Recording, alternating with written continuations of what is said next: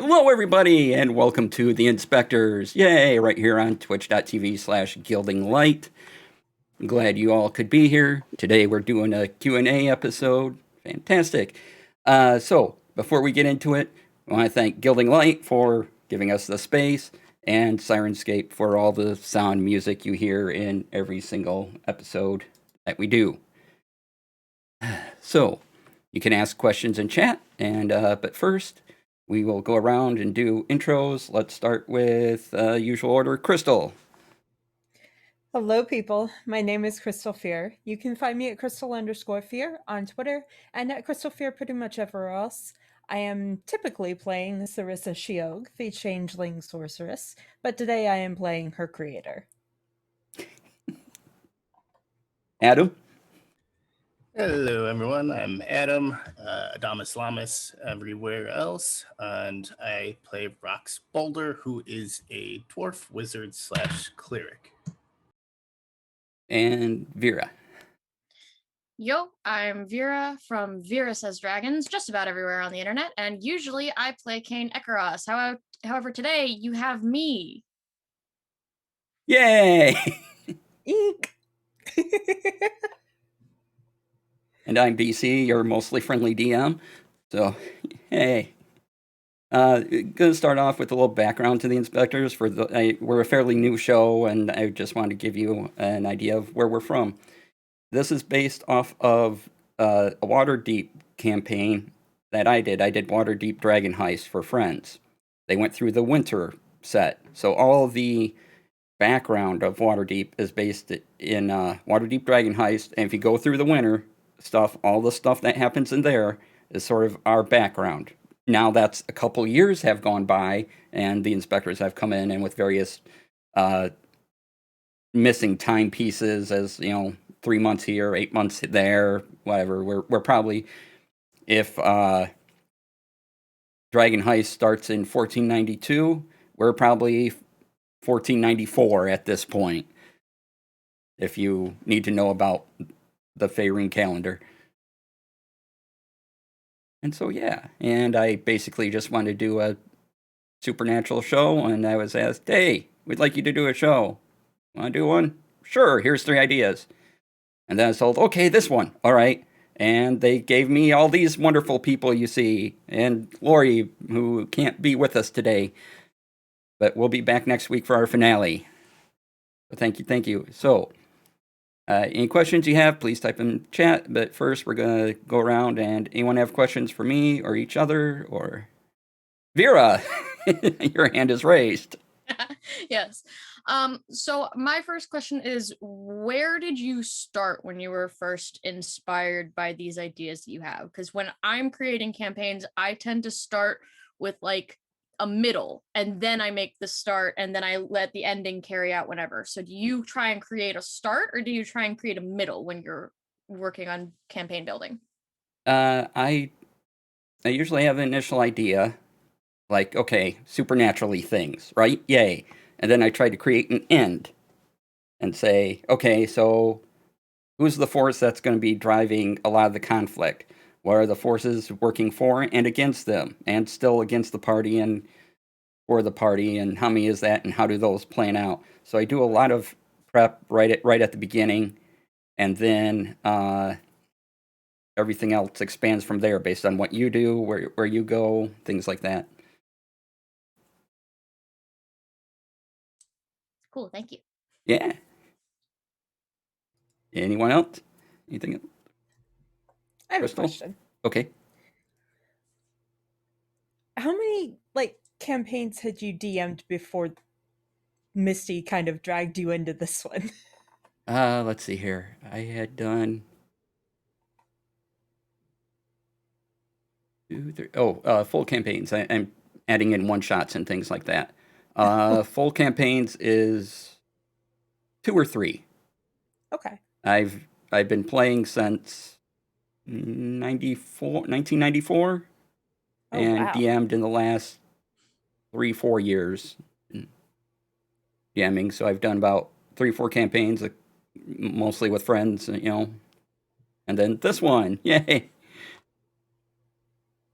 Well, we're glad you're here. Very much so. Yay!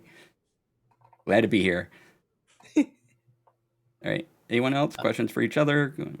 So what kind of are you like more of a prep heavy, or do you just kind of have some things in mind and you're like, well, if it goes this way, then I'll just roll with this, or like how's your, I guess, style of DMing? More towards the latter. Like I said, the most planning I do is up front. So because I have a background in film and television, and that's why I studied in college. I tend to think of things in seasons and things like that. So I go, okay, here's my bad guy. Here's kind of what I want to happen. Will it happen? I don't know. Here's other fun things they can do in between. Will they do them? I don't know. And then I just let it go. And whatever you guys do, I adjust from there. And largely, maybe I have to change the story, but if you largely get to roughly the same point, I'm happy at the end of the day, and because I really like seeing what people do and where they go and what I have to put in. Yeah. Cool. Do you prefer, what are your preferred scenes to narrate when you're DMing? Do you like doing combat more? Do you like doing like setting the scene for entering into a new place? Do you prefer doing role play? What's your favorite thing to do? And yes, players will always introduce chaos. Oh yeah. We are chaos. Oh yeah. And that's a lot of fun to roll with. Let's see. So, what do I prefer to do? I don't know. Usually, I like describing the monster, the creature. That's been fun for me this game, just to watch your reactions to it. But yeah, generally just setting up the story because I like to feed you guys some stuff and then see what you guys do with it and where you go. So that initial, okay, here's this thing. Do you go with it? Not? Okay, adjust on the fly. But if you go, and so that initial setup I enjoy because I know something unusual or unexpected might come up, and I look forward to those moments. So giving you the setup to what's going on and describing the creatures, I think, are probably my favorite things. Makes sense.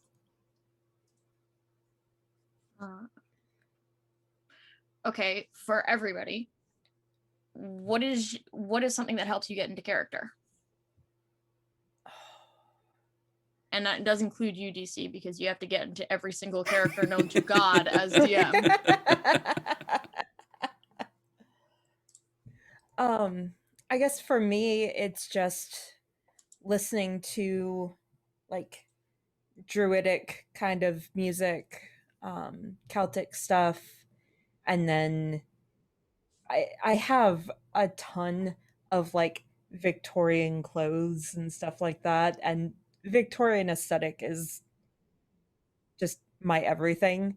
So I just kind of like go through what I have, and I'm like, you'd be wearing this today, or that, or she'd do her hair this way today, or her makeup this way. Because Sarissa is basically presenting herself as a very distinguished, Victorian lady, she kind of just works with that.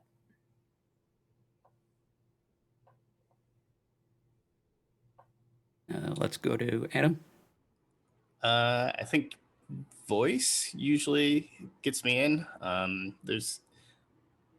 usually have a word or two that helps me like kind of get the voice right, I guess. And then a lot of times I just look at my character sheet, honestly, because all of my spells come from like character utility and not just like what's going to necessarily be good in the game.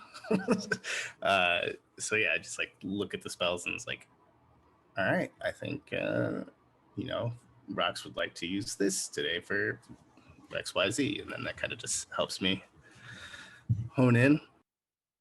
Cool. What about you, Vera? I'm really big on making mood boards and character playlists. That's a really big thing for me. I'll sketch or doodle the characters that I need to be before a game. Sometimes I'll go out and like meditate in my horse paddocks when it's not sleeting outside, as it is currently. It depends on like what mindset I need to get into. So for Kane, I need to get humor going, because humor really does not come naturally to me other than making comments here and there that people go wild at. But Kane is a very humorous character, so I have to like immerse myself in things that people think are funny so I can try and portray that. But if I'm doing my own DMing, then I'm pulling up the mood boards of the NPCs that can come up, and I'm playing environmental playlists so I can hear the sounds of where I'm going to be and where I'm going to be describing. But yeah, so changes all the time. Okay, I suppose that leaves me to answer. Oh boy. It does. Uh-huh. So for NPCs, I try to. Part of it is I focus on what are they trying to accomplish, what are they trying to get across, and sometimes it goes, would this be kind of creepy? Do they need to be creepy? Do they need to be and so sometimes I look at, well, what's weird, like the gray sort of faceless thing. I'm like, okay, they talking kind of a whisper and monotone from last time. Yeah, that's good. I like that. Let's do this. And they're just meant to be cryptic thingy. So that was such a cool moment. It was fantastic. I almost went to the costume store and got one of those face masks that's just white. And put that on that moment. It was so closed by the time I went by. So, darn it! And I thought of it the last minute, but we missed out. Yeah. Oh. That would have been so awesome. Well, if I ever wind up back in the Feywild. Shadowfell. Yeah, you knew what I meant. Is it really any different? Yes! Intensely different.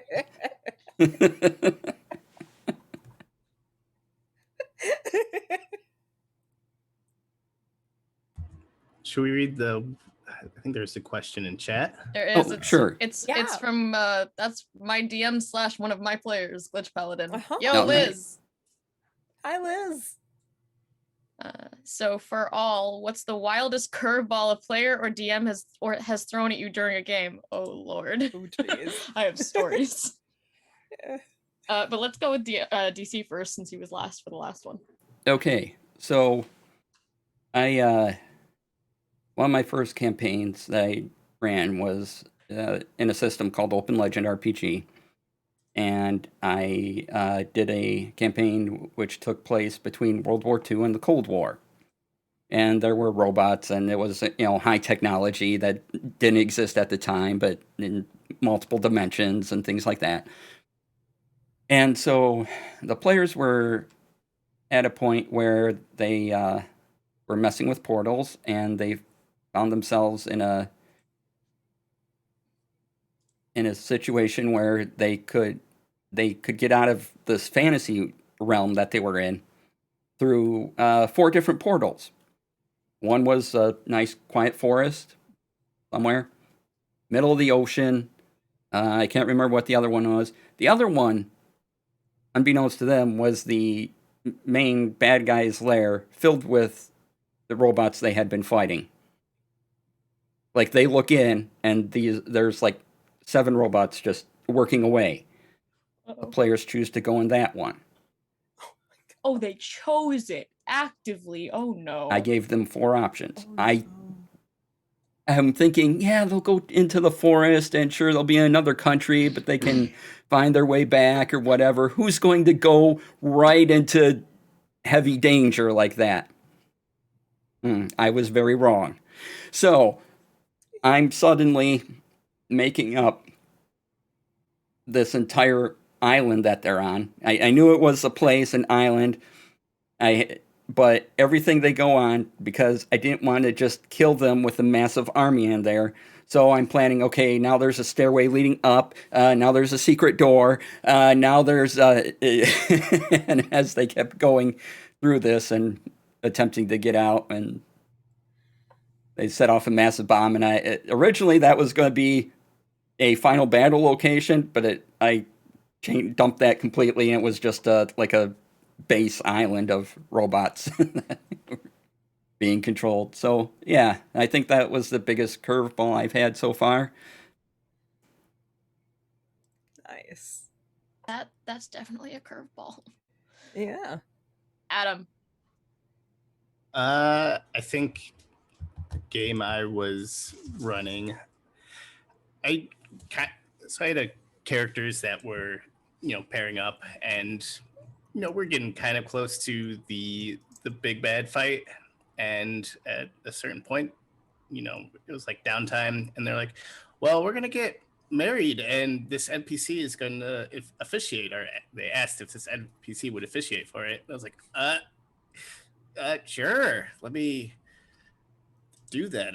I think I've gone to in total 2 weddings in my life, so I was like, that was very difficult to do, and set the scene. We're in the Feywild, so there's a lot of like fantastical things happening, and I think it turned out well.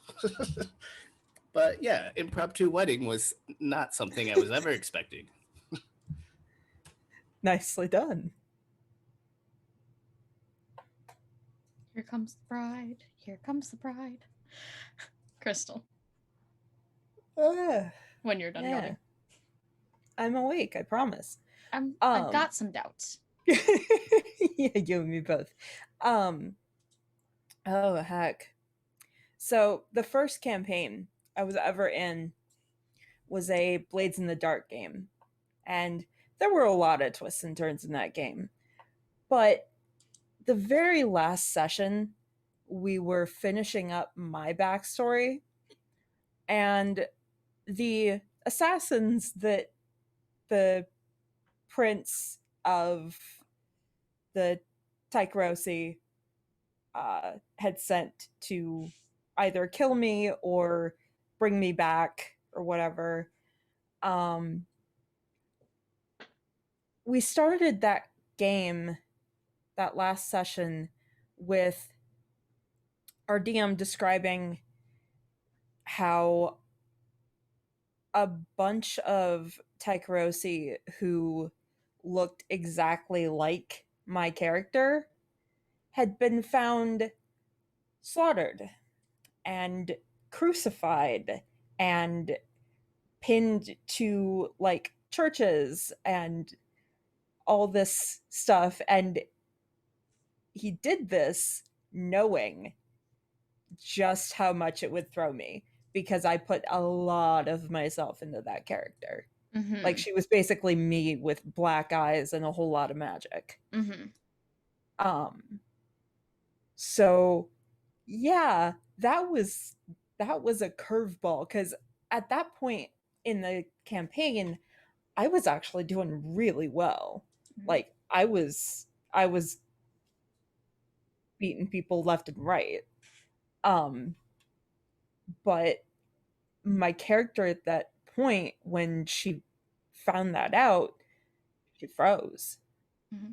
She just straight up froze and had no idea what to do. Mm-hmm. And she had been getting to where she wasn't really leaning on the rest of her teammates much.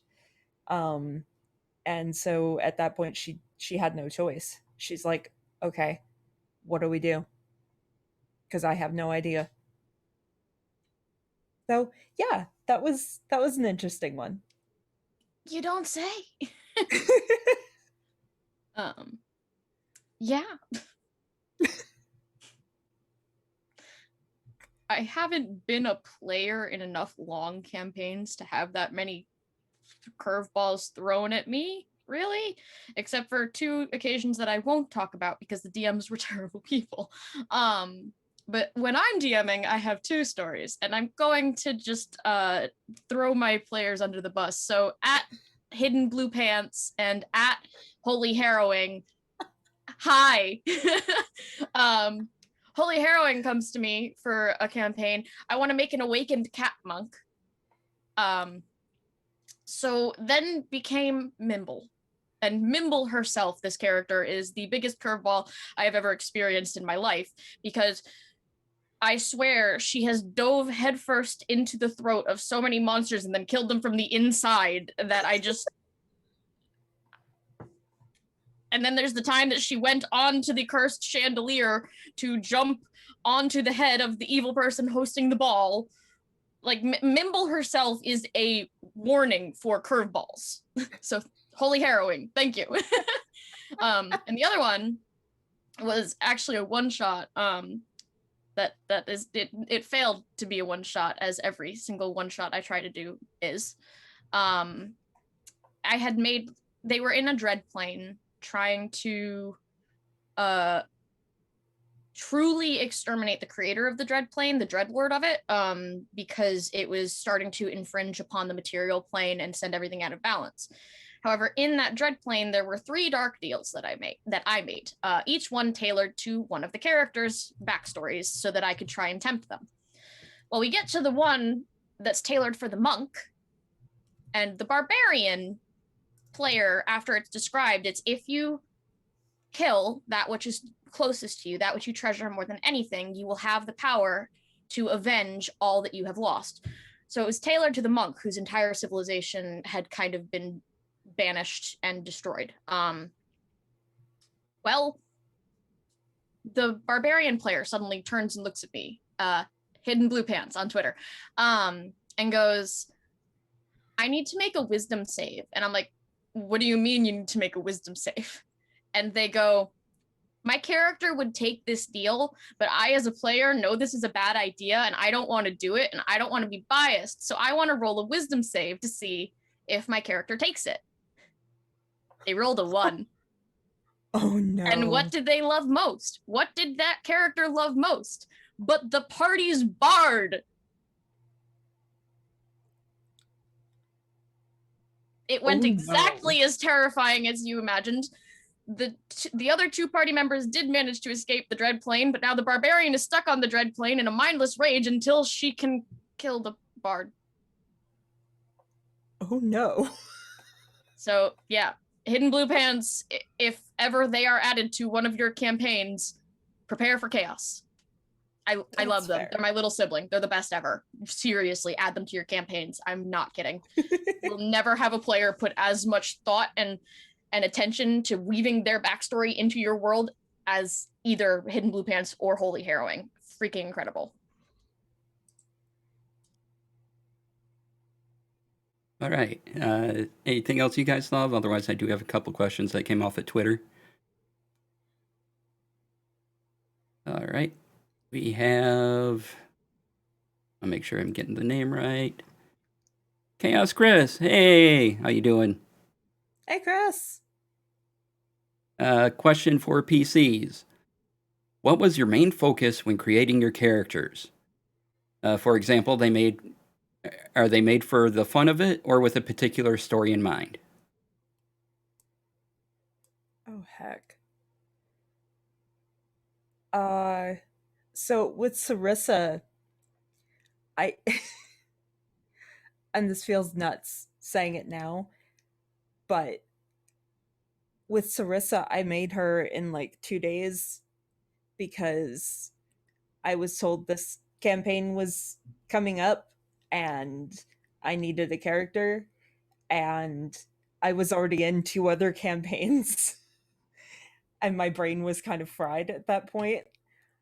And I'm like, okay, I'm going to play something that I haven't played before, but that still, is sort of comfortable. So I went with Changeling, which I had never played before and seemed fun. But I also went with Sorcerer because I do magic. I know magic. I am magic. It's a thing.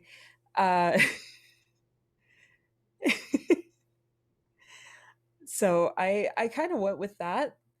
And then, like, figuring her out, I half left up to DC, and he and I have kind of crafted her from there.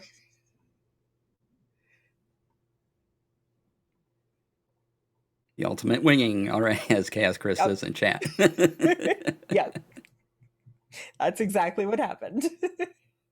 All right. Let's go with Adam.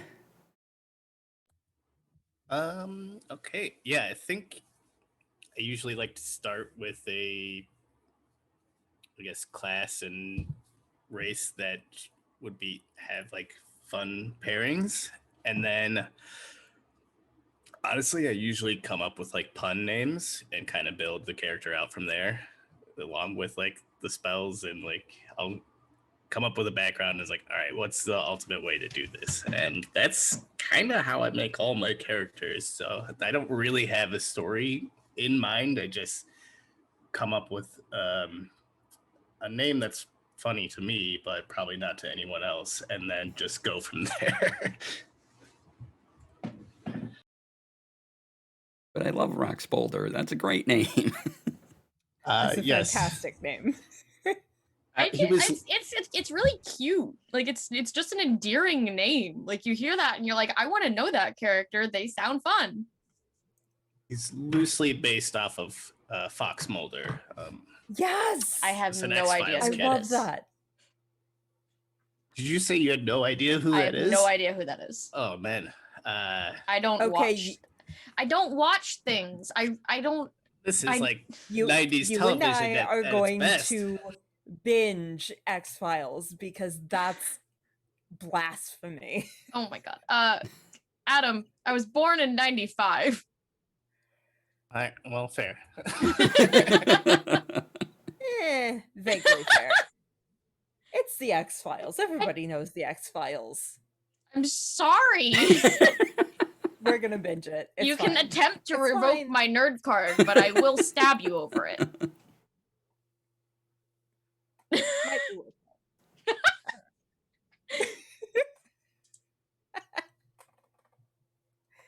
Your turn. Oh,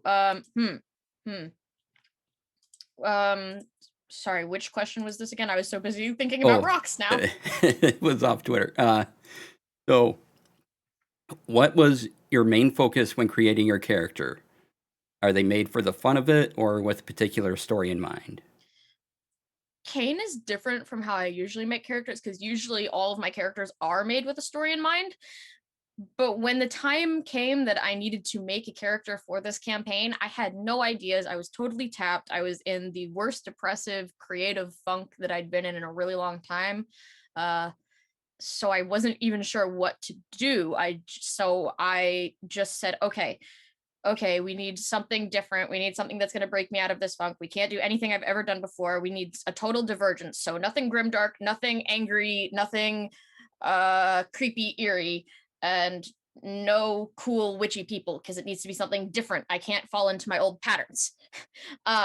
So Kane came from that because Kane is unlike anything I've ever played and very unlike myself as a person. So I was just trying to get as far from what I usually do and as far from myself as possible while still making it fun for myself.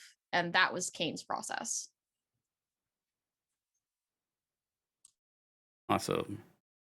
Anyone want to add anything to that or questions? So I forgot to say it, but Sarissa Shiog, her name actually came from the character Sarissa in Dresden Files, who is basically Mab's daughter. Spoilers. But yeah, it turns out that she's actually Mab's daughter and Maeve's twin sister. But Shiog is actually Irish for a fairy.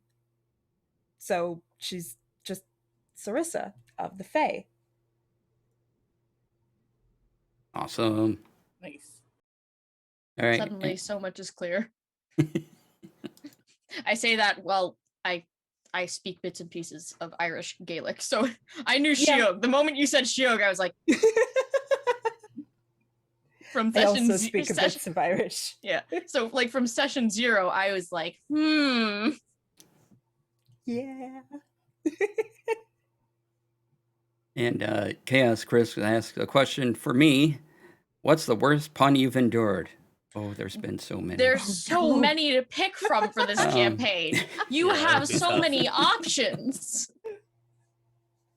I really enjoy puns, and I love it. And anytime I can make one or sneak one in, I'm going to do it.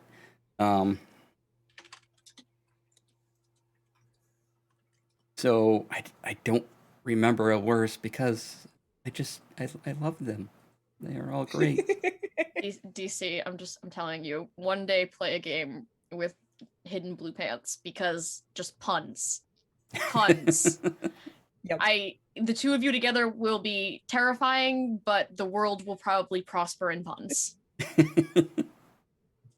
I believe this.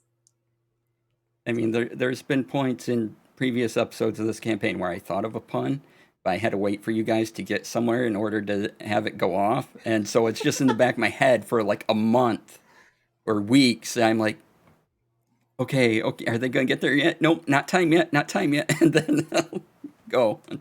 Which one was it?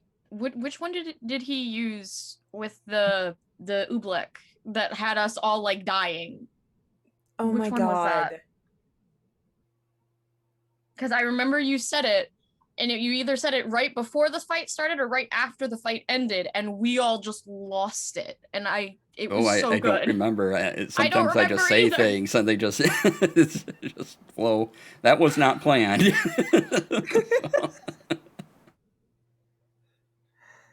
Oh my god. It was something to do with the pies, I swear.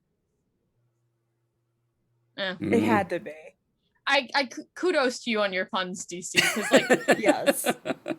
I usually hate puns because they make me cringe. You make them really funny. See, I adore puns. I will always like facepalm at them, but I adore them. And those are the best ones when you're like, I don't want to like it, but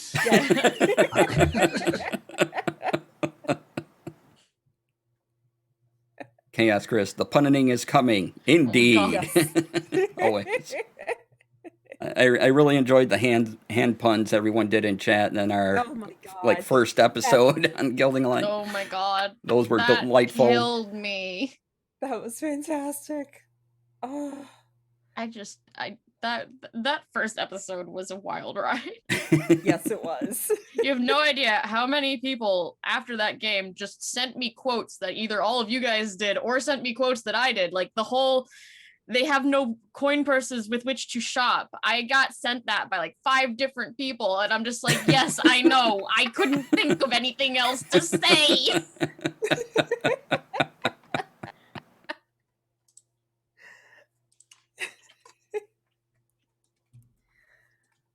I gotta ask.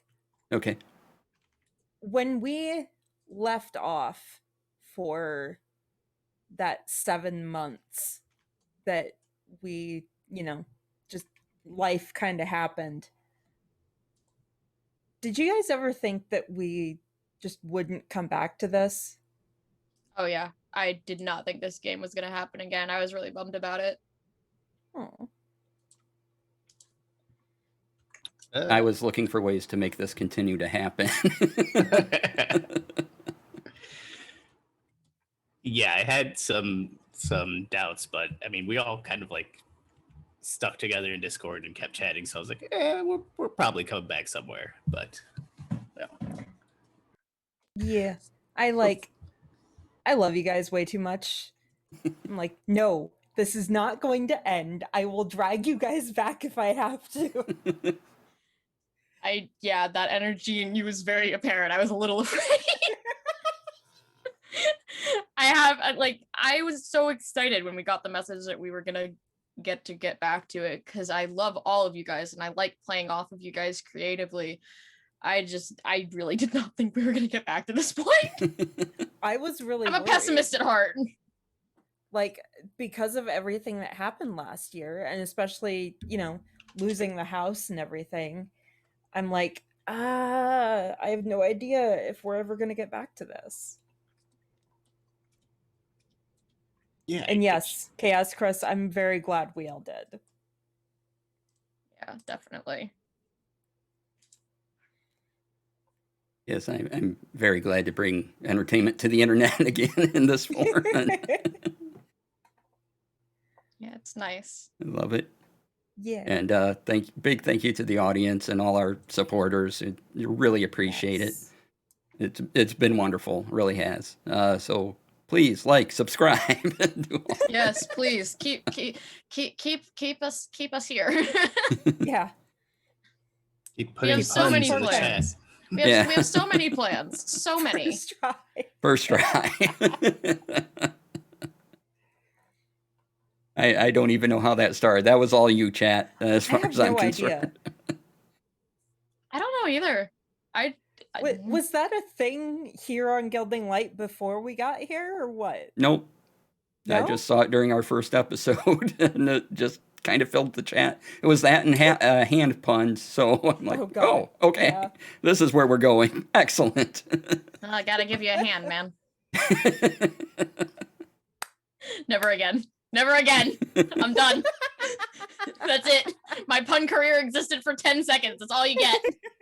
Well, it's on the internet forever. Unfortunately, yes. That's yeah. Let's see here.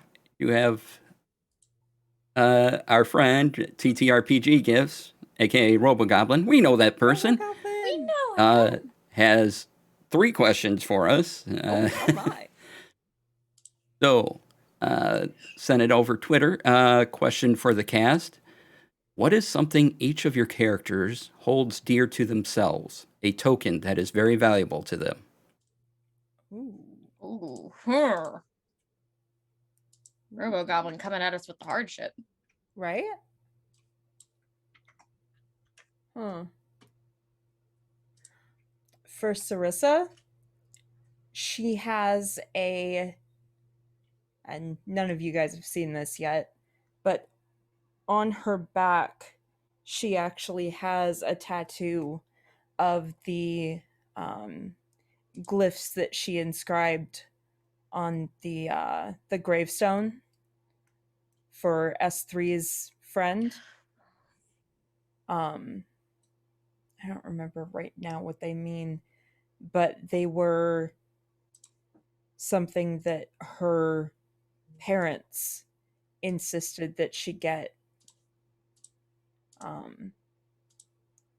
to mourn her, like, most of her clan, because they were kind of on the run.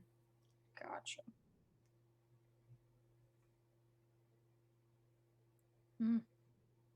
That's a cool thing. That's a cool neat detail. That's the word I'm looking for. That's a cool detail. Neat tail. Neat tail. Yeah, you're not wrong. I don't really think Kane is very material. I don't really think Kane keeps any like items or anything on themselves that are that's very sentimental. Like literally right now their proudest possession is the umbrella sword. And when they left their home, they left in such a hurry, they didn't exactly pack anything of emotional importance. Kane kind of is a person that lives moment to moment and keeps their memories very close. So I guess in a way their most important thing in that sense is their memories, and their most important token is their memories. If I have to say an item, maybe their map making kit, because it makes them feel close to Farlangen. Makes sense. I think for rocks, and I haven't run this by DC at all, but is I kind of picture it as like an everlasting gobstopper, but it's a potato chip that he like perfectly seasoned, and then that's how he actually got his divinity. So he's like searching through knowledge to season a perfect chip, and he made it. And then I want to say that this thing just lives forever because of, you know, that's how he got his cleric side. That's That- amazing. Or the two dogs. Fantastic. Your holy And I amulet love is a that potato so chip. much. Your holy amulet is a That's potato so chip. rocks. Oh my god. Oh no. That's so very rocks. No one I tell Holy love it. Harrowing. She'll get ideas. The well-known deity, the Pringles guy. Yes, Chaos Chris. Yes. That mustache. Yes.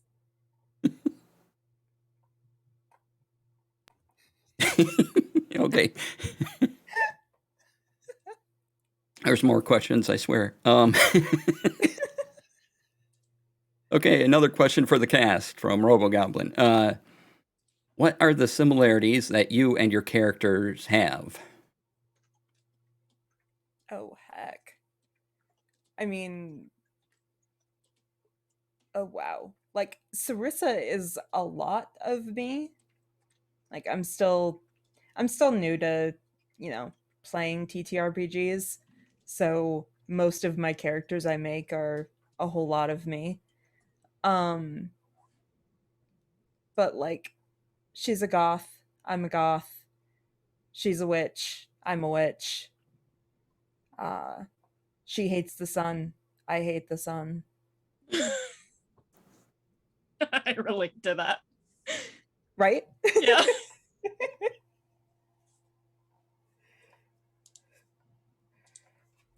Hey Max! Welcome! Okay, let's see here. Adam, do you have a response formulated for this? Yeah, I think I misinterpreted that the first time around. But yes, I think I like to do a lot of mischief and manage mischief, and I think Rox is very similar. Like Wise to Crystal, I don't have a ton of like TTRPG playing under my belt. I think I've in like year 3 maybe. So yeah, my characters are very similar to me for the most part. But yeah, I like that he wants to get into mischief.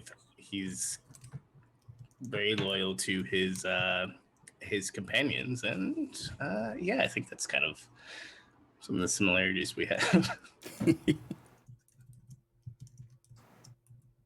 Excellent. And Vera, I think you're the only one we haven't heard from yet. So you've I'm kind of covered really- this. I'm really not similar to Kane. Kane is very optimistic. I'm naturally very pessimistic. Kane is always trying to make people smile. I would like to make people smile, but I tend to be a bit dour. You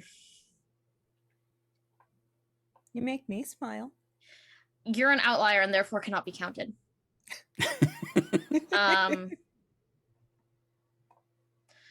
Sense of adventure, I guess. Kane is willing to go anywhere and see anything and wants to experience new things. I love to travel, although I always return home. I am not that much of a wanderer, though Kane is, but I like to see new places, new people, and learn new customs and new ways of living and things like that. I've been all over the place, really all over the place because of my job. So travel. That's what I have in common with Kane. That's it. That's all I got. That and hating the sun. That, yeah. I am Scottish. I burn. I'm Irish. I understand this. Yes, you do.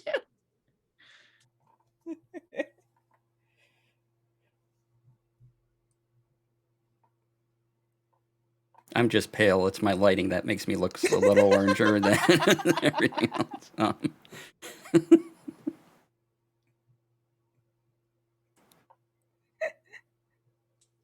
All right, and for those just joining us, we are taking questions today. So if anyone in chat has questions about anything, please put them in, and we will answer them. We have about another hour left. And depending on the questions, we might end early. I still have a couple more to go through. So thank you for coming on in. And we'll get back to Robogoblins questions. Whereas they... Oh, this one's for me. Okay. What location encounter did I spend hours in creating? Let's see. Hours creating. I do as I said earlier, most of my hours, my largest chunk of time creating is at the beginning of the campaign before we start. That's where I lay down a lot of work, and then everywhere from there I sort of plan out. Okay, I have 3 hours this day and so many hours this day to dedicate to putting into this campaign. So I do a bit of time management, but I try to do a lot up front so that when these lovely people decide to go way different directions than I had planned, maybe I have ways to back up and do other things I had a slight idea for that I can now suddenly expand on in the moment, and it's a thing. So, yeah, I mean, there is one thing I have a plan for that you've completely avoided, and so I'm like, okay, and that's still there though. So What have we completely avoided? a thing. Yes, what thing? What thing, DC? If we've avoided it, then it's not a spoiler to tell us. It's true. You could still potentially run into it though.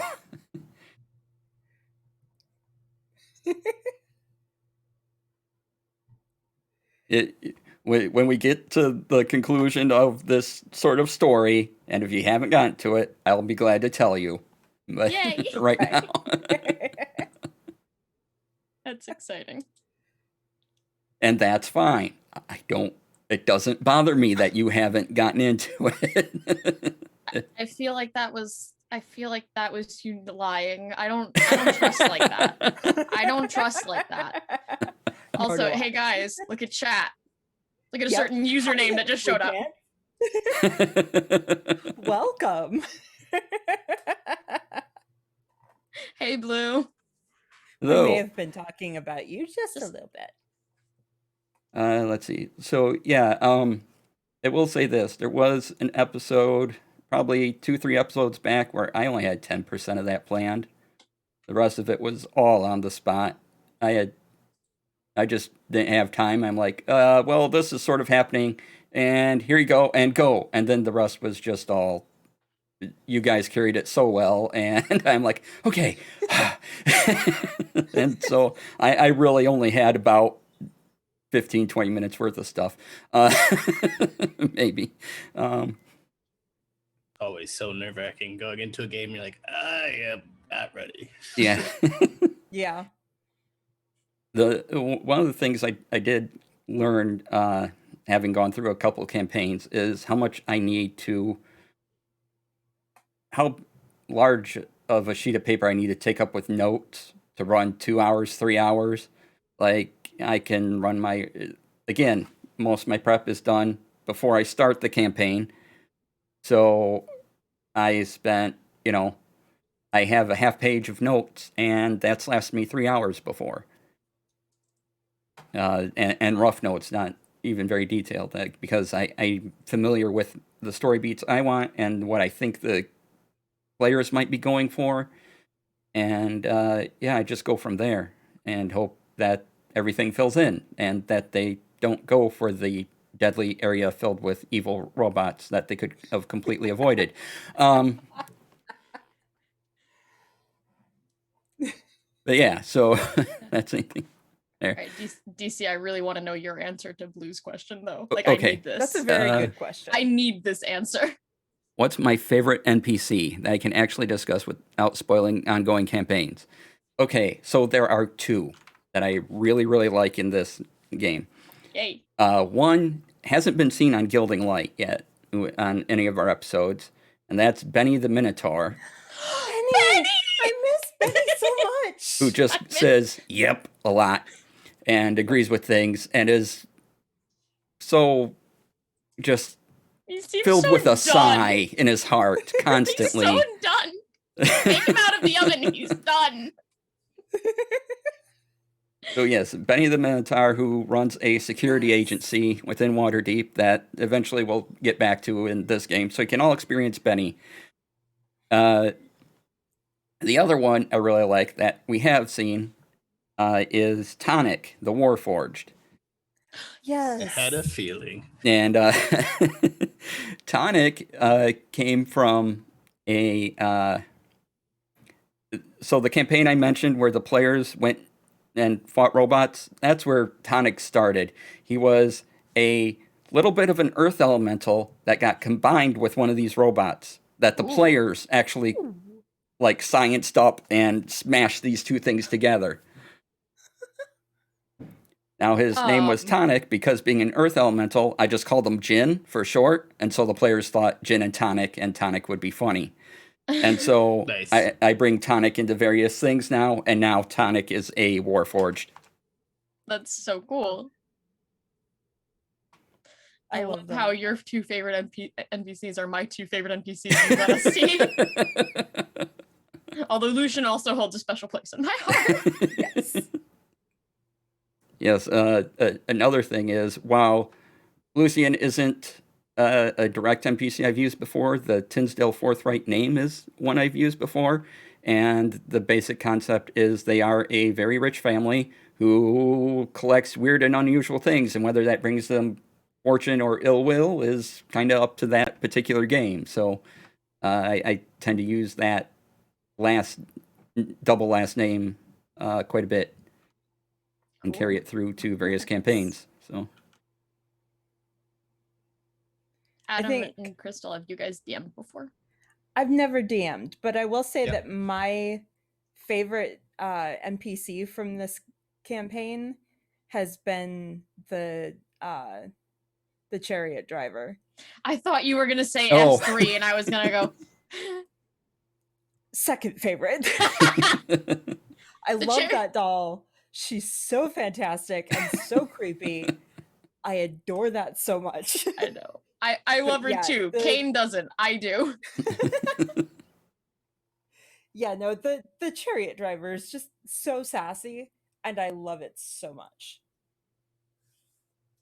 Sassy NPCs make me happy. Oh yeah, the chauffeur. That's Yes. another carryover character. I kind of did on the spot one day, and I loved it in a previous campaign, and so I just Nice. keep doing it because it's funny to me. Nice.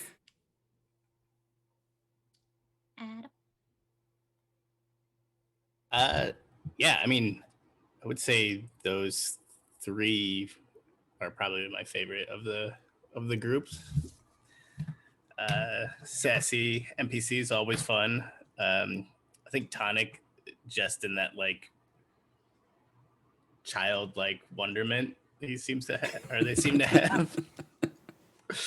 And then now I just blanked on what the other one was. Oh, Benny. Yeah. What was Benny's brother's name again? Oh heck. Jets. There was I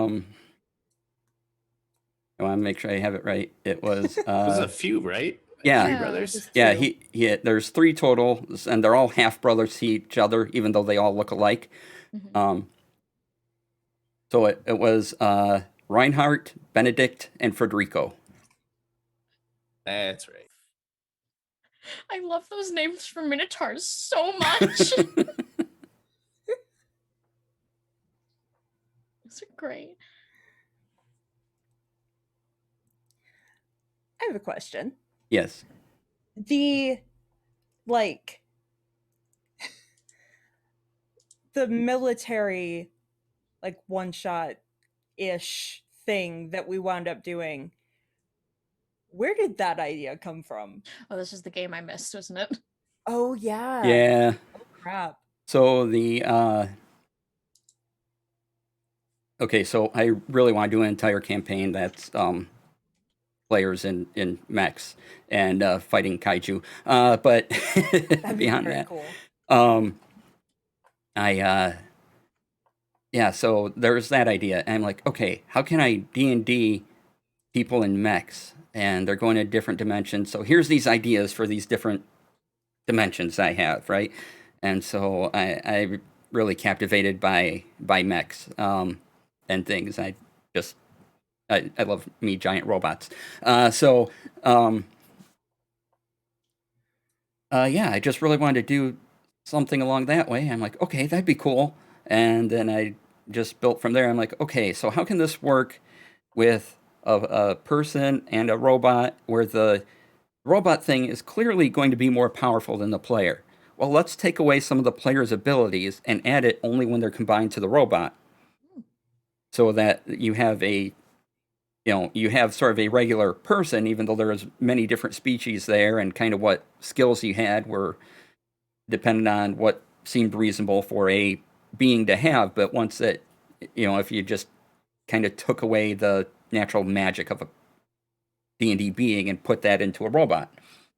And but once the two are combined, they form something greater than themselves. See, what I'm hearing is we need DC to run a Pacific Rim campaign. Yeah, basically. Yeah. Love to do that. I think that if we let DC, like DC eyes the Pacific, the world of Pacific, DCify the world of Pacific Rim, I think that would be wild in the best possible way. Yes. Like Pacific Rim combined with Power Rangers. Pretty much, yeah. I guess for the orbs, and when they do their explodey thing and they attempt to pull us in, do you have a set one in mind, or do you have like a table and you're like, all right, it's one of these 12 places that they could potentially go? I usually have I have a few, and then I just have a set one in mind for when you encounter that one. And then if you don't go in, I'm like, okay, cool, I can hold on to this for a while yet. And then, eventually we run into it, it's going to be that place. And then when you run to another one, I'll just go down the list of things like, okay, now it's time for the next one, if it ever gets to the next one. If not, it's fine. Yes, Vera, you have a question. What realm did the fireball go into? Oh God. Yes. It was not the puppy realm. It was not the puppy realm. It was not the puppy. But where did it go? That could be a place you get to. So, Oh, no. I don't know. Uh-oh. I'm in danger. Which was very fun to Technically, think I think about. Like, Rox is in danger. suddenly this thing was introduced into this world. Oh, nice. Okay. So, if they get there, then these things will happen. Excellent. If they don't, that's fine too. But Speaking of realms, that mayonnaise one. Oh my God. Can we just Delicious. never go back to that? Please. Oh Please. my God. That was so gross. So, just to let the audience know, we had an episode where I basically had a alchemy jug sort of enchanted wrong, and it was delivered to the Blackstaff in Waterdeep. And so they were getting rid of it, and it was being stolen, and Rox got up to it, and he sort of tripped into it, and so the alchemy jug became realms of, let's see here, what was it? It was vinegar, something else, and mayonnaise at the bottom. And basically the mayonnaise elemental was tired of always being the thing that gave out mayonnaise. It wanted to go do other things than always constantly being in this jar and giving out mayonnaise. So it was looking for replacements. That thing almost killed me. I went unconscious to a mayo monster. There's a reason that Sarissa has PTSD from plane shifting, because that mayonnaise realm was terrifying. It really was. Wasn't there a mayonnaise shark at one point? Vinegar sharks. Yeah. The sharks were in the vinegar level. That's right. They were in the vinegar level. Yeah, and of course, Roxon is famously terrible dexterity saves. I don't think I've rolled over a 10 for any dex check. I don't think you have either. That's-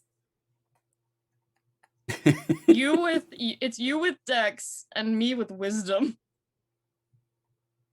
Like, just one time. Come on. So Rox was going to carefully try to pick up this jar and slipped, and basically And when no. he hit his forehead against it, it instantly teleported into the alchemy jug. It's in pieces. So yeah, that one piece. Actually, now that we've gotten past all of that, will God, will Dawn be coming back as like an NPC someday? Because we miss our kitty. Oh yes, Dawn, one of our former cast members, Mitchie, who's go check her out, Witty Mitchie on Yes, Twitch. go see Witty Mitchie. I miss Mitchie. Yes. She does a lot of things. Yeah, she's still out and about, spreading stories about the inspectors, as she said she was last doing. So she's out there being her best self and living a great life. Good. Another question. Will we ever go back to the Black Staff? Yes. Something that Sarissa we've been needs talking to. about doing.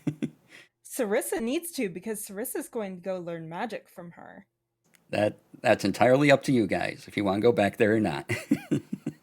You're back in Waterdeep, so it's potential. I feel like the question is going to be, can we get to the Black Staff before anything else explodes? Oh my god.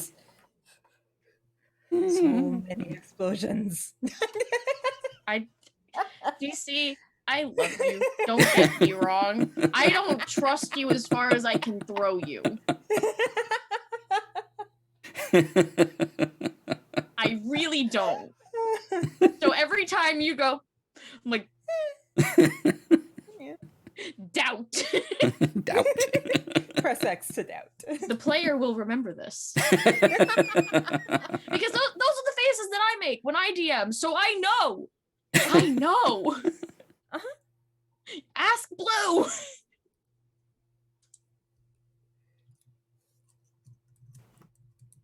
Best type of DM, though. Yeah, definitely. Yes. All right. Are there any other questions from chat or anyone else here on this illustrious panel? People, anything story-wise? Anything you just want to ask each other? Yes, Vera. I have two. It goes to everybody. Okay. So the first one is, what is your favorite thing about your character that for the players? What's your favorite thing about your character for this campaign, and your least favorite thing about this your character for this campaign? And DC, your favorite thing and your least favorite thing about one of your villains. It can be one that we've beaten, or it can be one that we haven't faced, and you can be as vague as you like. And then my other question is, again, for everybody, it's, what is your favorite character you have ever created or played for Ttrpgs? Holy cow. Why don't you ask us to put our babies next to each other and say, I am. That's exactly what I'm doing. Favorite thing about Sarissa. Favorite thing about Sarissa is the fact that I can wear whatever makeup I want to, and she can just, boom, change what she's looking like that day, which I love, and I wish that I could do that, because, oh my gods, that would be so much easier. Changelings are the best. They really are. Worst thing about Sarissa is trying to manage her PTSD while also managing my own PTSD. It's an interesting way of doing it, because it's kind of like therapy, but it's also kind of not, because oh my god, my brain. Fair. But yeah. Okay, Adam. That's tough. I think my favorite thing about Rox is just he's kind of just interested in everything. I mean, I guess most like he wants to try to taste everything, but he's also just has this inherent like I want to know all of the things, and that also kind of folds in with his mischief because it's like, well, what would happen if I do this? And the least favorite thing about rocks is probably my dice. That's fair. Your dice for rocks are so mean to you. They are. We gotta get you new dice, We man. do. We really do. DC. Okay. So the first one was about my favorite thing for NPC, or my favorite NPC. Your favorite villain. My favorite villain. Whether it be one that we've encountered or one that we haven't, you can be as vague as you need to be. Okay. Let's see. Favorite villain. I'm going through like a list. Okay, can't talk about. I really enjoyed the Oblix because here's this thing. It took over a hag. Like, here's two evil things going at each other. One won and took over that's life, and it just decided to be this hag for ever in this swamp. And I really enjoyed that this Obelix decided that to live its best life, it became this hag and its pets and was baking these awful pies that smelled great. But yeah. Makes sense. And what was your least favorite thing about the Obelix? Least favorite NPC, or least favorite villain. Yeah, least favorite villain. Let's see here.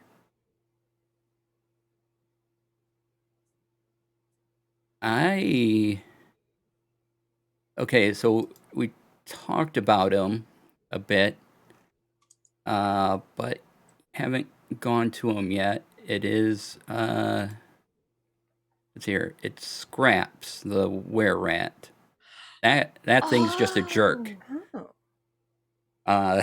So it's been mentioned. You haven't done anything with him because that's kind of a bit of Molly's story, but yeah, he's really a jerk in a lot of ways. I mean, he got a guy murdered and sent the body out so it potentially could never be found again. Took over the Enterprise, and yeah, he's not a nice being at all. Definitely not. Can't wait to meet him. I look forward to that because knowing now that he's your least favorite, I look forward to seeing, because you throw yourself so wholly into the characters that you play when you're DMing. It's so obvious and the work you put into it is so clear. I look forward to seeing how that plays with how much you dislike this character. That'll be exciting for me. Same. And then for all of you, what's your favorite TTRPG character you have ever played? Oh, heck.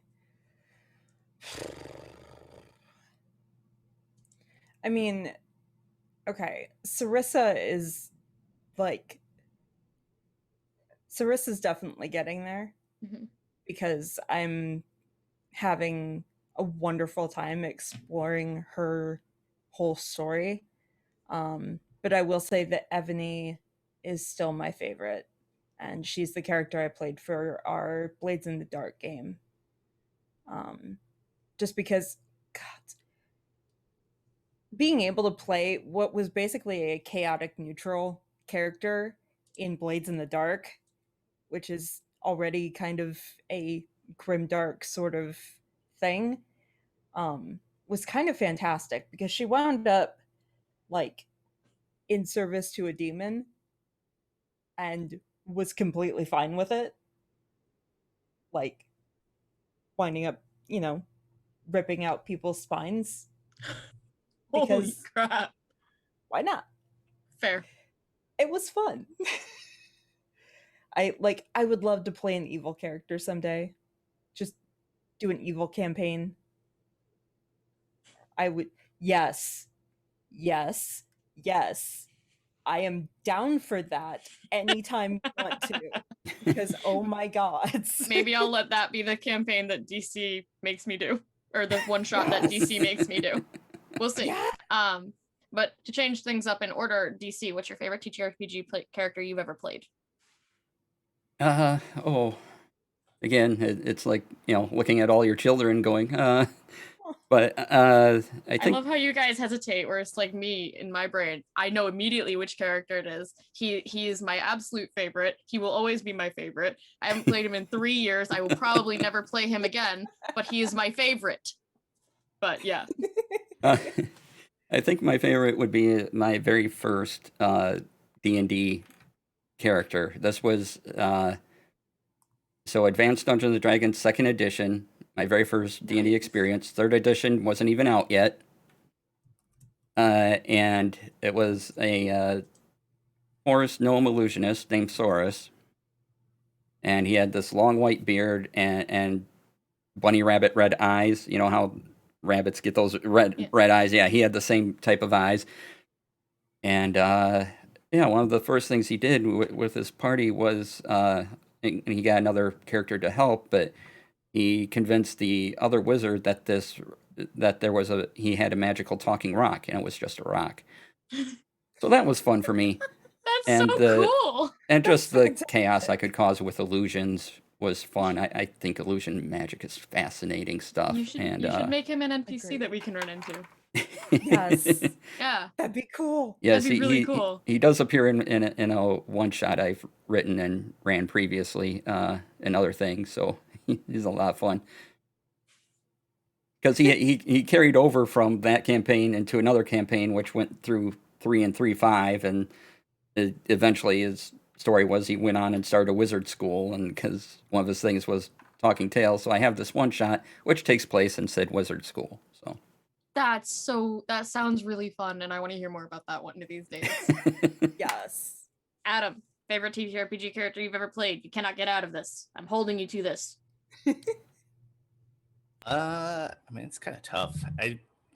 I'll say maybe I've only played them a couple of times, but Sinead O'Connor, which is a Fae character in Monster Hearts 2 campaign that I've always wanted to play Monster we only played a couple times, but I mean, they were just pure masters of chaos because we're at a summer camp and they're new there, and so they would just tell everyone secrets, and they're like, you have to promise that you won't tell anybody the secret, and then if the person did tell their secret, then you would gain a string on them, which is one of the mechanics of the game. So he was basically just running around telling everyone fake secrets to get more power, and it was just tons of fun. That's really cool. I love that concept.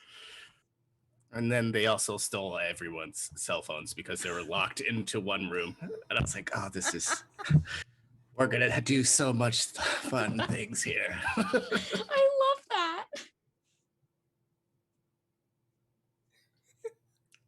For me, his name was Rainier Laron. He was a 3.5 Beastmaster Ranger who was raised by 3 dryads and a woodsman hermit, and then had to go into civilization because his grove was threatened with his wolf, and then he ended up with the party, and the whole time he was just like, this is terrible.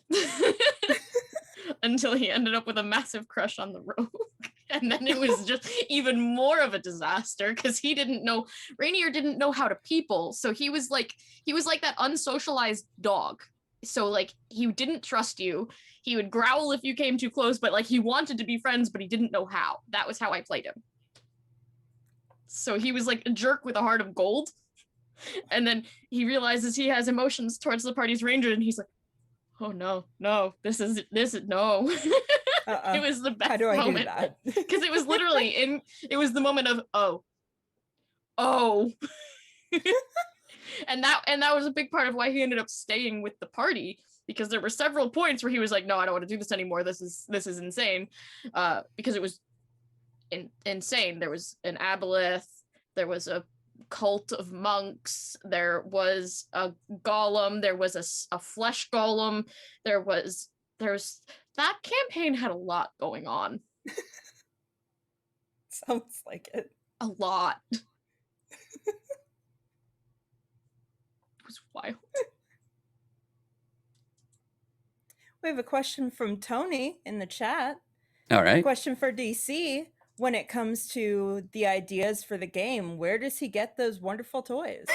Oh, wow. Okay. That is such a good question. So, oh boy, let's see. Where to begin?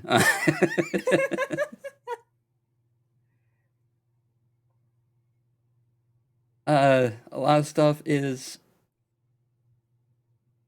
for the Inspectres anyway. I like horror movies. Yes. I enjoy Monster of the Week things. I mean, I watch a lot of riff tracks, I'll say that. So it's a combination of that and, other horror movies. I really like the book Frankenstein. That the way that horror was approached in that is one of my favorites. But I also like to keep things light, too. So I didn't want to go too dark with this particular campaign. So, yeah, there's a bit of Scooby-Doo-like things to it, too, and that amuses me. I find it funny. So there's the sort of role, if I find it funny, it'll probably go into the campaign somehow. There's also the rule, if the unspoken rule, which I don't think I ever told you guys, but if you make me laugh, I probably will find a way to get you inspiration or help you out in some way. So, because I found it funny. Man,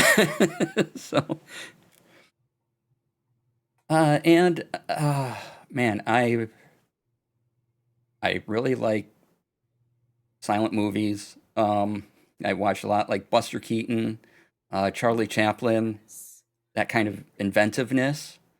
And just what they did, George Millay, who did, I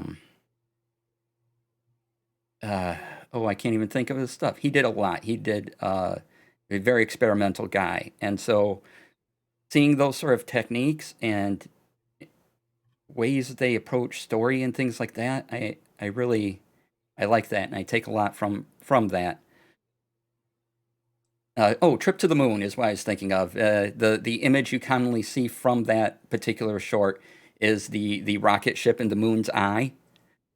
Yeah. So if you've ever seen that, that is from A Trip to the Moon by George Millay. And he was also part of, I want to say it was Hugo, the movie a few years ago, with the kid. His mentor was a fictionalized version of George Millay in that. And so I really like that stuff. Mechanic things, clockwork things, how things operate, how to take an image and, here's the pieces. Okay, what makes this funny or a little more horrific, or what happens there? I really also like the Marx Brothers. They make me laugh whatever I see them in. So kind of get a bit of comedy, a bit of horror. I like giant robots, giant monsters. Is that why you tried to stick 3 adult black dragons at us, or ancient black dragons? No, that was just Is that cool. why? That was just fun. I will never forget. I don't remember which one of my us saw God. them first, but the moment he narrated that there were 3 ancient black dragons headed for the city of Waterdeep, I just felt my heart turn to ice because we were like level 3. Yeah, I remember that. And Sarissa's response was to try to freaking talk to them because she knows Draconic. I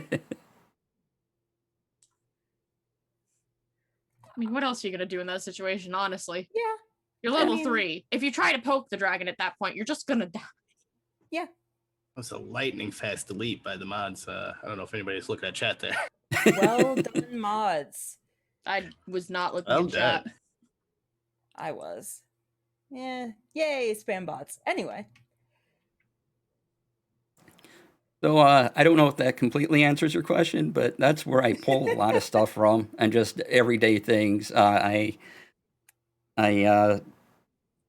I said, in college, my major fell under communication, film, and video, and so I've read scripts, I've written scripts. I kind of approach a D&D campaign as sort of a script, as sort of a movie story to, plots, beats, that kind of structure to it. I think that really helps, and yeah, I try to do what I think is fun and kind of mash things together in a way that makes me happy, and hopefully tells a good, entertaining story for everyone. And then I can't discount the contribution of the players, because their characters will inspire a lot of too. Just the backgrounds and everything. Like, if it wasn't for Sarissa, most of that Shadowfell stuff probably wouldn't be there. But Sarissa's like, hey, Shadowfell. There wasn't going to be a talking potato chip bag, and because of rocks, there is. Vera, there's a god of maps that talks and gives travel choices. And so everyone else also inspires this, and so I'm pulling bits from their characters too, and hopefully that engages them somewhat with my overall silliness and the ridiculous things I choose to do on the internet. So yeah. Say so. Okay. Definitely. Next. I like how you described that you approach making your campaigns like a movie, or like seasons, because for me, I try to approach it like books. I try to approach it like book series. So it's like I can see the parallels, but I can also see the differences. And I always love hearing about other DMs' processes. Like, I like to talk shop about DMing. So I really like hearing how you describe your inspiration and how you go into it. That's really cool to me. And just as one of your players, I love hearing about the passion for the world and the story that you've been creating, because it makes me really happy, because it's been wild and fun. Well, thank you. I appreciate that a lot. Yeah. If I can, make one person laugh or happy or give them a couple hours of entertainment, I'm happy. I've done my job, even if it's one person. But now that it's so many more than one, I love that too. I really appreciate even all the audience coming in and everything like that. It's just been amazing and wonderful. It really has. DC, do you have any questions for us? Let's see. And when that's done, we have another one from Glitch Paladin. Aha. But yes, DC, hit us with so- your best shot. I think, Vera, what appealed to you about the map guy whose name I keep forgetting? Farlangen. At that point, I was so shaky on who Kane was as a person, and on what their motivations really were, and on what I wanted to do with them. And I didn't want to make my own homebrew god to throw into your world, because I felt like that could get really confusing for the both of us unless we really went in on a session of brainstorming together. And at that point, neither of us really had the time, because I had everything going on with my mom and you had life. Because COVID, that was when COVID had really first slammed us. So I was scrolling through canon D&D gods, and I found Farlangen, god of horizons and travel. And from the very first game that we started, I had kind of approached with Kane being new to this place, having come to this place from somewhere else, and not knowing anyone, and not being familiar with the customs, and not being familiar with the people. Because Kane is always asking, is that normal? Do people do that here? What? I have no idea. Yeah. So the idea of a god of travelers and travel and new horizons being entangled to a character that was forced to travel in a way they didn't want to, but then who grew to fall in love with traveling while they were on the run from something, really appealed to me. And so that was that whole process. All right. I like it. Adam, what's I love the relationship to snacks. What was kind of the inspiration for that and the potato chips and rocks? And... Honestly, don't even remember if I can pinpoint where it came from. I think early on when we started, like all of us just had different snacks like before the game. Yeah. I was always gummy bears. There And is a then bag of gummy bears right here. that just became a thing. I think he found like chips or something on the street, and then it was just like, well, all right, he loves snacks and salty goodness. And I mean, he also was like a brewer and other like tinkerer, so I was like, that's just kind of like a natural progression. At least I think. I don't know.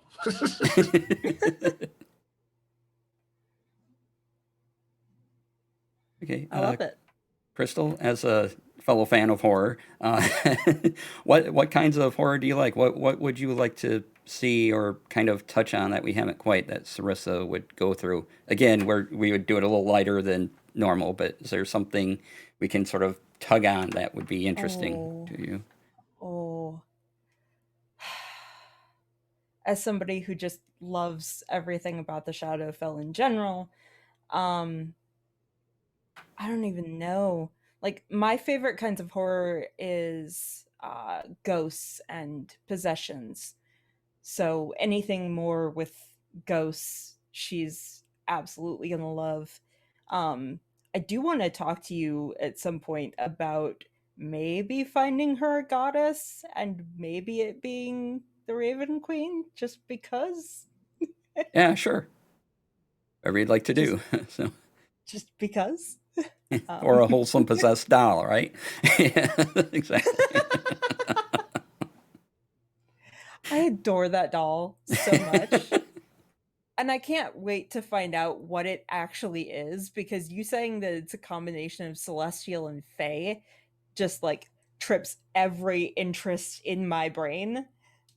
Yeah, well, I always find it interesting to give a duo answer to those kinds of things because it's a little more interesting to me than just the straight, yes, it's this thing or yes, it's that thing. So if I love that. I'm like, yeah, let's mix it up. And maybe I don't know where that leads yet, but you know. And yes, Glitch Paladin, stand the Raven Queen. Always. Always, always, always. All I right. have no Raymond memorabilia anywhere near me. It's all this section of my office is all dragons. Like, just there's this guy, and then there's that guy that I can't actually lift because he'll break, and then there's those guys that I can't actually lift because they'll break, and then there's that guy that I can't actually lift because I think he weighs more than I do. And then Where's the Raven Skull necklace that you normally wear? That is downstairs because I was wearing that and then I started having health issues and felt like I was choking, so I took it off.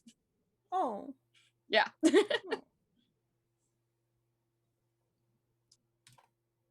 Let's see. Hidden Blue Pants. There's at least 10 dragon statues in there. Is that accurate? I believe that. 1, 2, 3, 4, 5, 6, 7, 8, 9, 10, 11, 12, 13, 14, 15, 16, 17, 18. That one's broken, but we'll count him. 19.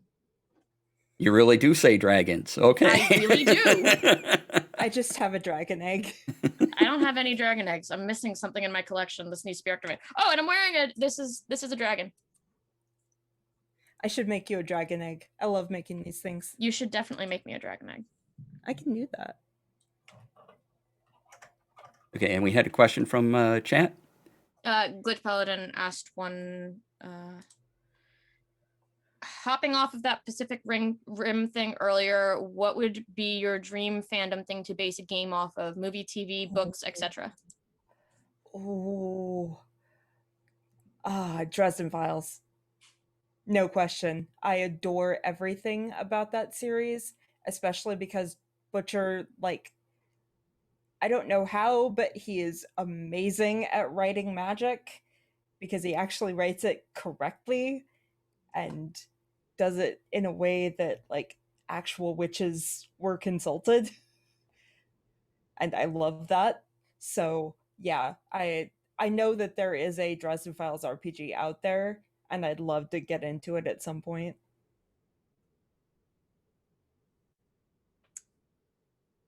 Aragon. I would want to Ooh, do something based off of yes. Aragon. Aragon is my wheelhouse. It's where I play. Everything close to my heart is the Aragon series. In my homebrewed world, which Glitch Paladin and Hidden Blue Pants both often play in, there is a country called Karnsteel, which actually takes a lot of references and inspiration from the world of Aragon, to the point where there are dragons that people ride, known as the Valdreki. So I don't have a whole game based off of Aragon, but I do have a nation based off of this piece of fiction that inspired me and shaped me so heavily. Yes, that's why I'm called Vera Says Dragons. Now you know. I am unsurprised by this. Adam, do you have any fandoms you would like to base a game off of? Nothing really specifically. I would like to do something genre, like I want to do something spacey, maybe space horror, maybe space zombies, maybe a little both. I also want to do an I Hunt campaign, because I think that's just like a fun idea. If anybody hasn't heard of that, it's a pretty neato idea where basically you hunt monsters as a side gig. And that sounds like a lot of fun. Cool. So like Supernatural? Yeah, but it's, I think Supernatural, they're more questing to do it. This is more like you have to pay rent, and this is a job that you can do. Fair enough. All right, what about you, DC? Is there any like piece of media that you're like super inspired by that you've never gotten to make a campaign? Oh, never to? gotten to make a campaign off of, because Yeah. I already kind of touched on the Pacific Rim thing, and I want to do Yeah. a whole campaign of that. Yeah. Giant robots, kaiju, yes. I will do this. Never really got to run a full space campaign, so, and like I started one with my friends, and then we couldn't go anywhere, so that kind of fizzled out. But I'd like to do that, get back into that again. So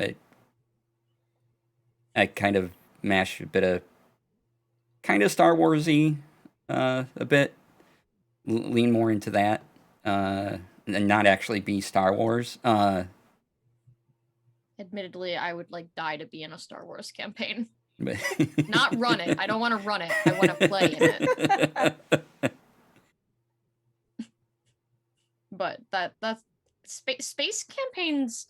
It's like they seem like they would just be something that's very hard to run, but once you actually get into like a groove and a rhythm, they seem like they would just be phenomenal. I've never been in one. I've only heard from other people who have been in them. I have been so wholly ensconced in like fantasy, and then every now and then like a Call of Cthulhu thing. I still need to play in a Call of Cthulhu game at some point. They're so fun. I've never survived a single game. I don't think I was supposed to. I'm pretty sure they were designed to be TPKs from the get-go, no matter what we did. But it's always my goal to try and survive. Oh, neat. Glitch Paladin's first TTRPG was a homebrew Mass Effect one. Awesome. Ooh, I like You that. never told me Sounds that. cool. The things you learn about people during Q&As, and they're not even the cast. All right. Thank you all for joining us and all the questions. Wow, Yeah. I didn't think we'd be feeling this much, but this has been excellent. So we do have time for a couple more questions if anyone in chat has one, or if any of you have another one. Or anything you want to ask about campaign story-wise that I haven't covered that you just There's need to so know? much. There's so much that I want to ask about campaign story wise, but all of it would be spoilers. Yeah, we have to figure that out in the campaign. Like this lady with the long hair. Was she inspired by Medusa from Marvel? No. She was inspired by a bit of D&D lore that I found. Now I'm like mentally going through the file cabinet on all D&D lore that I know. This was out of a second edition book I happen to have on hand.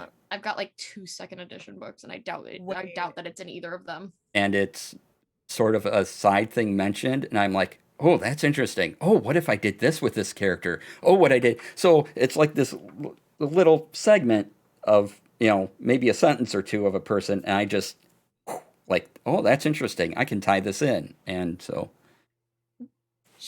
Okay. My brain is overworking at this point. She's not inspired by Lady of Pain, is she? no. Okay. I'm like, wait, did he take my sigil thing and go, Not yet, no. Oh, God. We've got a joke from Chaos Chris and a question from Hidden Blue Pants. All right. What we have? What did the Obelix say to the hag? Doesn't matter, because she couldn't remember. Thank you, Chaos Chris. And then Hidden Blue Pants, what's the hardest character everyone has played, if there's time to answer that? Oh, I have that answer. Go for it. Go for It's it. Kane. Kane is the hardest character I have ever played, because Kane is cheerful, and Kane is funny, and Kane is optimistic, and Kane trusts people, and Kane smiles all the time, and is happy, and is personable, and likes people. And so many of those things are so not me. Like, Kane is an antithesis to who I am in a lot of ways.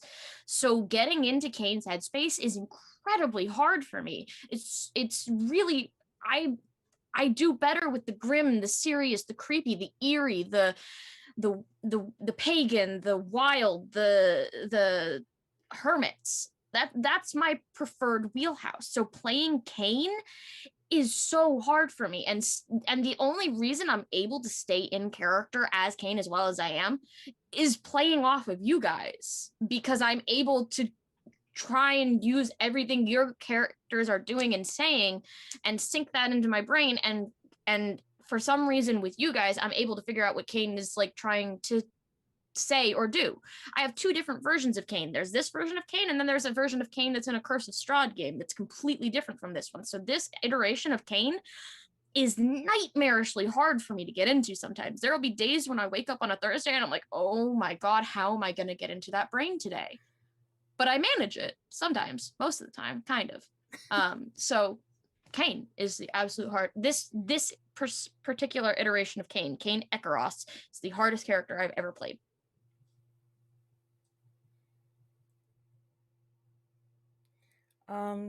I guess for me, oh wow. I think the hardest character I've played, honestly, it's got to be Sarissa, just because at first I really had nothing for this character. Like, I was so consumed with our Curse of Strahd game and the Eberron game that I was in offline with some of the folks from Impact RPG, that I had nothing for this character and was very like brain dead as far as what to do with her. So the first like 3 episodes of Inspectres, I'm like, I have no idea what I'm doing. But yeah, just playing off of you guys, I kind of found a love for her. Nice. I can go with, so as I stated earlier, I've been playing not only Dungeons and Dragons since 1994, 1996, but other TTRPGs as well. And I think the first time I played in Vampire the Masquerade. That was hard for me. Eventually, I got easier because the first character was a Toreador, which I love Toreador, and Nosferatu. Nosferatu are really cool too. But yeah, I just poured a lot more myself into it, and then it took a few games to Malkavian for life. Yeah, Malkavians are up there too. But it took me a while to get into that. It was a different system for me. It was my first experience with the vampire rules, which eventually became did that LARP, and yeah, it was a couple different characters, but that LARP went like 10 years. So yeah, that was probably my hardest experience because it was just different from me. But I was like, I can do this. I'll just kind of throw more of me into this than I'm used to, and we'll go for it. Yes, 10 years of a LARP. Yep. Oh, It wow. had a couple iterations, but it was basically it was a continued story in a way for about 10 years.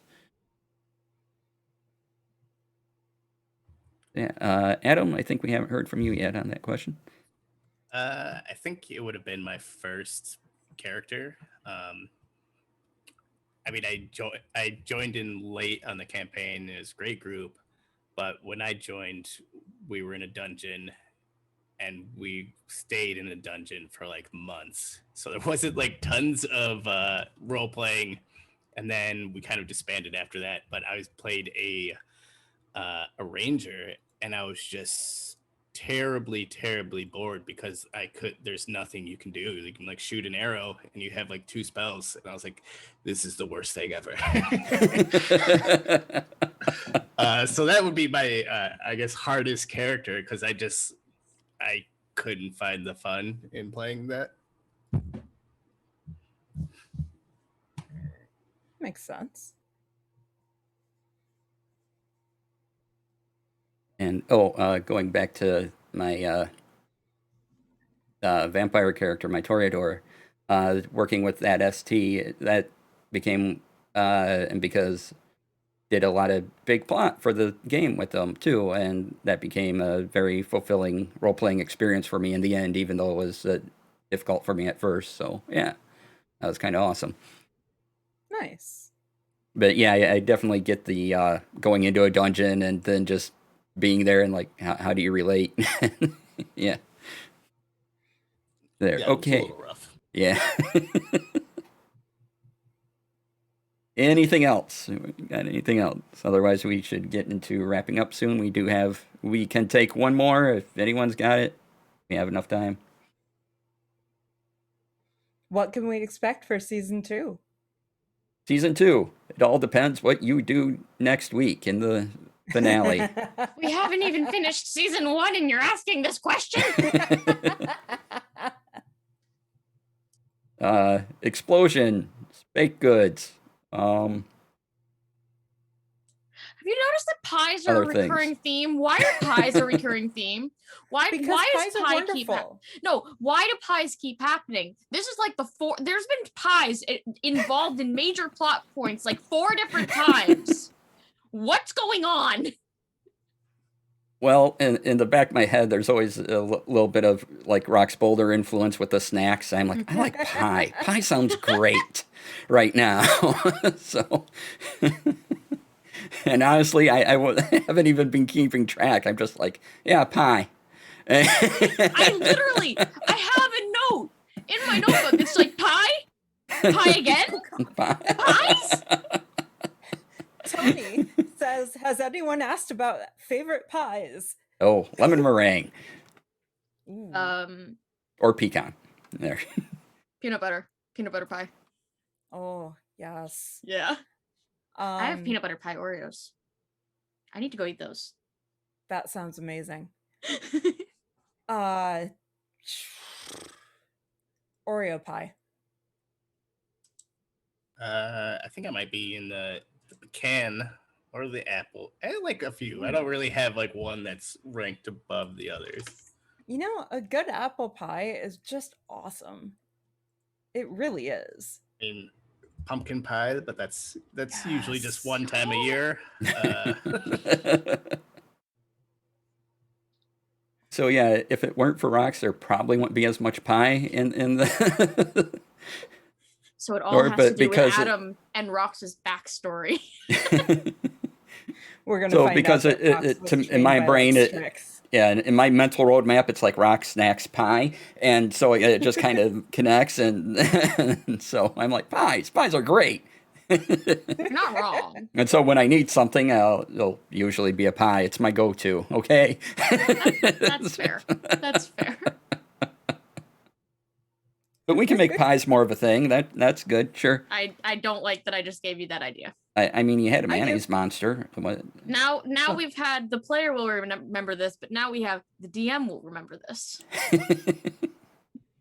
The That sounds DM like a good will place to always wrap up. So, Fantastic.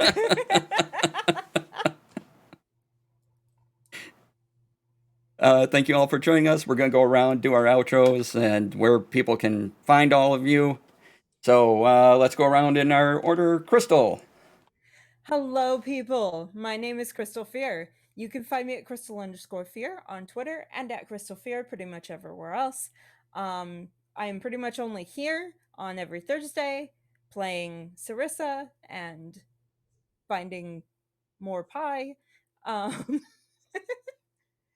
But every Tuesday night, you can find me in the chat of twitch.tv/the Empath Theater, watching Pawns of Prometheus with my friends because they are awesome and they actually just wrapped up their season 1 and are going into some fun one-shots for a couple weeks. So come by and hang out.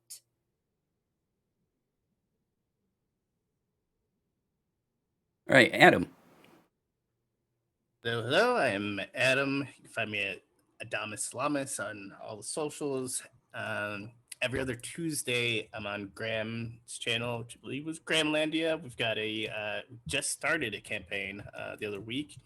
And next Sunday will be the last Curse of Strahd session. We are currently in a fight with Strahd over on Featherfall Tabletop. So, yeah, we're wrapping that up next week. Good luck. Oh, that's Thank awesome. you. We're fighting in a stairwell. I don't know how well it's gonna go. We'll find out. And Vera. Hi, I'm Vera. You can find me at Vera Says Dragons just about everywhere on the internet. Again, all of my projects are currently work in progress, so this is the only active thing I'm doing. But come say hi to me on Twitter, and I don't know, we can hang out. We could talk DM stuff if you want to talk DM stuff. We could do that. That's a thing I enjoy. Also, buy this switch of coffee Uh, because they deserve it. You're a brat. I know. I know I'm you aware know. of this. I know you So know. let's see here. We have a command. What'd I name it? Uh-oh. DC's learning commands again. No. I have a command where you can find us all. Aha. Give a shout out to Lori, who is Yes. on Twitter as Calamity_Jane. She is off this week. We'll be back next week for the finale. We did this Q&A because, well, it seemed like a neat idea, and I really wanted all of us to be together for the finale. So, yes, Vera. Uh-oh. And can we do like Q&As like at the end of each season that we do with the inspectors? Yeah, I think That'd that's be a a great thing. idea. I'm fine with that. Hey, this has Yay. been really fun. It really has. And I'm DC. You can find me Twitch, Twitter, Instagram under DC Lasair. That's DCLASAIR. I am DM for this very show and these fine people. Producer for Gilding Light. Moderator on a bunch of Twitch channels. And I play video games over on my own channel at twitch.tv/DC Lasair. Tomorrow for me at 11 a.m. Pacific Daylight Time is Hades Friday. It's Friday, so I'll be playing Hades for a couple hours. So come in, say hi. If you see me in any chat, just say hi. I enjoy it. If you want to talk TTRPGs, DMing, whatever, my Twitter's there. For Gilding Light coming up, they have Satine has a Kickstarter, Sirens, Battle of the Bards. Yes. The info is up top there. If you go to www.thebardbook.com, you can also get information. Otherwise, a link was posted in chat to that. And stick around, Gilding Light. We have more content coming up. It's amazing. There's Vera, yes? Just one other thing to plug. Okay. My friend Brito is doing a fundraiser stream for Stop Asian Hate. Definitely go check that out at Brito with 3 E's on Twitter and Twitch. Yep. All right. So yeah. Yeah. Can you put that? Just spell that name in chat, please. I'm trying to get the link to the Twitch. it's You may not be able to add links. Brito. I might not. Oh, Okay, okay. so we'll So, just- like I'll that just with say 3 E's? yes. All right. Yes. So Go let check me. that out. And what's the time on that again? It's live now, and apparently they are up to $2,000. Nice. All right. Awesome. Mm-hmm. So go check that out. Always like supporting charities. Definitely. So, yes, thank you for sticking around. So our upcoming schedule is that next week we will do a finale for our first season. And then after that, we'll be gone for 2 weeks because I'm very busy. So we will be back April 29th. And so come back next week for the finale, and then come back April 29th for our next season here on Gilding Light. Yay! Thank you Yay. again to Gilding Light for this home. Thank you to Satine Phoenix for the overlays and everything else that you do for us and this show.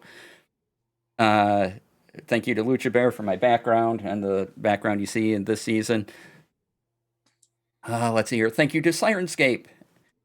They've provided all the wonderful background music and sound effects you've heard throughout this season. You can find them at Sirenscape, SYRINSCAPE.com.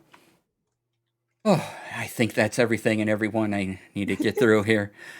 Thank you all for joining. I really enjoy this. I enjoy all of you. I appreciate everyone coming out each and every week for this. It's just amazing and utter delight.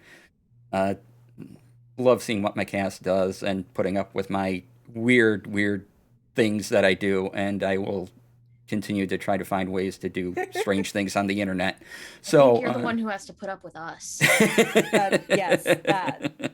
I'm not sorry. You're trapped either. in here with us. Oh no! It's so true, though. It's so accurate.